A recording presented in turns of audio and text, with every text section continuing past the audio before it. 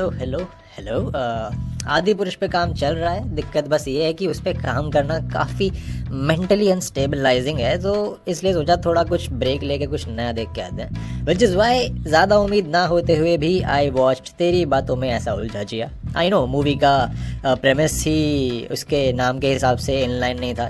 Trailer भी काफ़ी typical Bollywood ही सा लगा हुआ काफ़ी लोगों को, but I took my chance only and only because it's Maddock films and luckily as I expected it was quite impressive.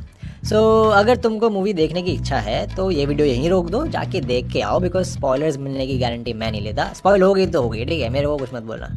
So movie का प्रेमिस तो ट्रेलर देख के समझ आ गया होगा कि कृति सैनन इज रोबोट जिसके साथ आशिकी लड़ता है शाहिद कपूर, जिसकी मौसी है Dimple Kapadia who apparently builds robots. तो नाउ उसे इस रोबोट से करनी है शादी। I know once again typical Bollywood twist, but that's exactly where the whole अफलातून बकचोदी बिगिंस ना, and this movie is exactly about that बकचोदी। स्टार्टिंग में लगेगा कि भाई ये क्या हो रहा है, but as it progresses things will tone down and everything will make sense. Basically it's a concept similar to Chitti Chitti robo, but मेरे हिसाब से much much better, because Chitti robo में रोबोट में एट द पॉइंट चीज़ें बिल्कुल ही अनरियलिस्टिक सी हो जाती हैं, but this one is very much close to and revolves around a decent logic. Plus what makes this movie even better is कि आज की तारीख में द फैक्ट इज़ कि AI अब इतना ज़्यादा प्रोमिनेंट हो गया है। लोग लगभग हर चीज़ के लिए आजकल शायद AI या फिर मशीन पे डिपेंड करते हैं। More than ever in today's date AI और उससे होने वाली अच्छी चीज़ें एंड इवन उससे होने वाले कांड पॉसिबल लगते हैं बहुत ही ज़्यादा। I mean trust me dude, every other day just feels like we are getting closer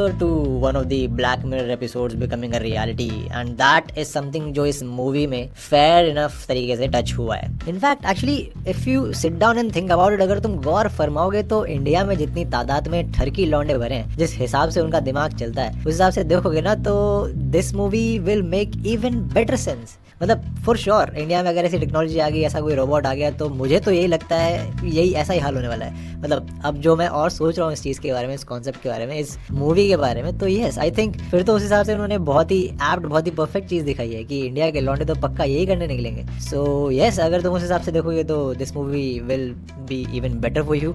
luckily VFX भी अच्छे थे मूवी के, thanks to Maddock. I mean of course it's not top notch crazy, but they almost always make sure कि चीज़ें realistic और अच्छी लगे। Plus ऐसे केसेस में जहाँ VFX का खेल बहुत होता है ना, वहाँ पे एक्टिंग काफ़ी हिंडर हो जाती है, बट यहाँ पे सभी कैरेक्टर्स की एक्टिंग भी ऑन पॉइंट थी, except for a few moments of course, but almost सभी ने अपना रोल बढ़िया तरीके से किया है। It does feel like a good light hearted and fun family drama. Even Shahid and Kriti की केमिस्ट्री भी काफ़ी रिफ्रेशिंग थी। Oh and jokes were also good. दो चार जोक्स छोड़ के कहीं भी फोर्स्ड या फिर प्रेडिक्टेबल कॉमेडी नहीं लगेगी। In fact quite a lot of comedy was shown very naturally and as surprising as that songs भी बहुत अच्छे थे यार। मतलब लिटरली ट्रेलर के बाद से ही मुंह में अटका हुआ है, एंड आज सुबह तो मूवी देख के आया हूँ, उसके बाद से तो बिल्कुल ही मुंह में अटका हुआ है। एंड यस सॉन्ग से याद आया, Shahid has apparently danced after 10 long as years dude. भाई साहब अच्छा है कबीर सिंह के हाइप में डांस नहीं भूला। I mean I would actually love to see Shahid and Hrithik dancing together किसी मूवी में। Hope some director picks up on this. खैर along with all this, to pull off such a script, good thing is कि cinematography and direction में भी अच्छा खेल खिला है। एंड सबसे इम्पोर्टेंट चीज़, लॉजिक का कत्ल नहीं किया भाई। यस 2-3 मोमेंट्स थे जहाँ लग सकता है मे बी कि भाई कुछ भी, बट गुड थिंग इज कि उन सीन से भी स्टोरी बिगड़ी नहीं। इनफैक्ट टुवर्ड्स द क्लाइमैक्स सारी चीज़ें अच्छे से सम अप करी हैं। And the best part is कि जब तुम्हें लगेगा ना कि ओके मूवी खत्म, अब क्या ही होगा सब मालूम है, ठीक है, तभी मूवी को typical Bollywood FIDE happy ending नहीं दी, उल्टा क्लिफ हैंगर पे छोड़ा है। दैट टू काफ़ी स्मार्ट क्लिफ हैंगर है bro. I mean considering that the primary audience is Indians, तो यस मैं थिएटर से निकला तो आई डिडंट थिंक कि भाई क्या हगा है। In fact I was like oh impressive, because the good thing is कि ये मूवी तुम किसी के साथ भी देखने जा सकते हो, चाहे मम्मी पापा हो, दादा दादी हो, बच्चे हो या तुम्हारी डेट हो, सबके साथ चल जाएगी। But with all that being said, one thing I believe that could have been better is a shorter movie title. Because to be honest, trailer से ना तो मैं डिसअपॉइंट हुआ था ना मैं इम्प्रेस हुआ था। I would say fine, good try, कोशिश अच्छी है ऐसे जॉनरों में ऐसी स्टोरी बनाने की, बस एक कमी रह गई, वो था इसका टाइटल। मतलब व्हाट इज दिस।